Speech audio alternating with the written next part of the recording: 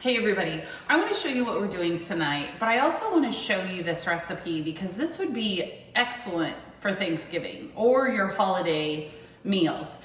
Scott and I just went to a farm-to-table dinner on Saturday night where a foraging chef who's local to the area, one of the things that he did was a wild rice stuffed acorn squash.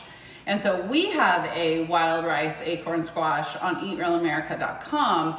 And ever since Saturday night, it was so good that we've been thinking about it and craving it. And we thought, you know what? I'm not sure enough people make this recipe. So we want to inspire you with this. When you start putting all these ingredients together, you're going to be shocked and amazed how good it is. And so Scott and I have learned a little bit on this recipe because we have made it so many times. When we first made it, we just cut our acorn squash, we cut the halves of it and stuffed it. And then the next time we did it, we thought, let's make it a little easier to serve, and we cut the acorn squash into wedges. And then now we feel like we have gotten it super easy to serve, and we just think this version, third time's a charm, right?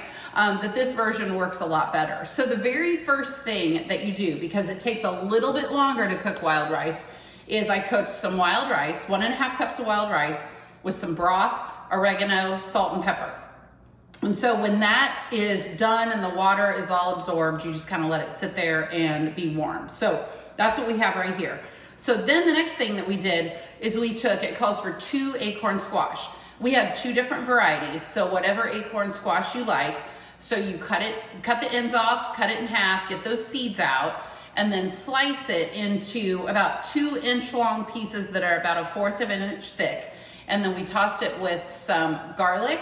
The recipe calls for 4. I don't think you can have enough garlic in life, so I think we did like 6, 8. So we did the garlic and we did the onion and the acorn squash and some olive oil. Tossed that all in this bowl, then spread it out on baking sheets, roasted it at 400 degrees for 20 minutes, and then I tossed it and then cooked another 5.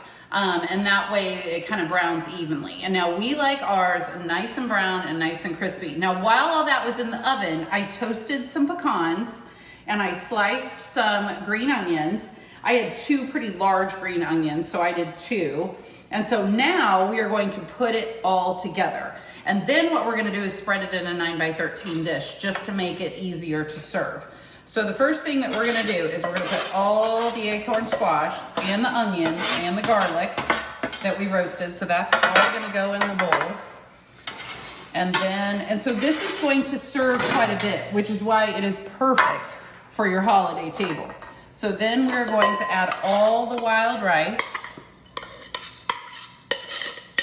And, oh, it smells so good. Okay. Then we're going to add 1/2 cup of dried cranberries, and we're gonna add a couple tablespoons of pure maple syrup. You could also use honey. And then we have got our green onions, and this was about 1 cup of pecans, and you don't have to toast it. We toasted it just so it would have a little bit more nutty, fragrant crunch. And then the last thing that's gonna go in here is you want a couple tablespoons of orange juice.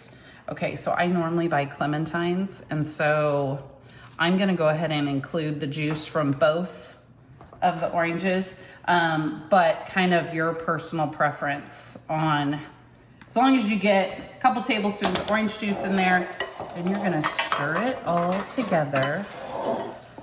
Oh my gosh, it is amazing when you first eat it, and I think it's even more amazing left over.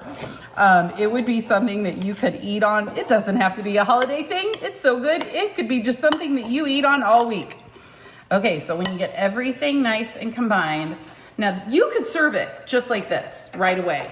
But if you are doing this for a gathering or for a crowd, what I would suggest is put it in a 9x13 just like this, and then get it all kind of mixed up and layered. Make sure it's all spread out pretty evenly. And then you could even warm this up or keep it on warm, cover it with some foil so it doesn't dry out, keep it on warm in the oven until it's time to serve. But it is flavor loaded and delicious, and it just screams fall. So I would love for you to check it out and then let us know what you think.